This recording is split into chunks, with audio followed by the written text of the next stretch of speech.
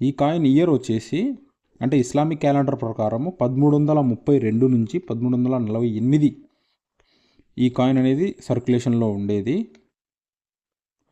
ఇంకొకటి వచ్చేసి మన క్యాలెండర్ ప్రకారం మాకేందయ్యా మాకు నార్మల్ క్యాలెండరే అర్థం కాదు, ఇది ఇస్లామిక్ క్యాలెండర్ ఏమర్థమవుతుంది అనే వాళ్ళకు 1914 నుంచి 1930 అనేది ఈ మధ్యలో అనేది ఈ కాయిన్ అంటే మన వాళ్ళకి ఇప్పుడు అర్థమవుతుంది.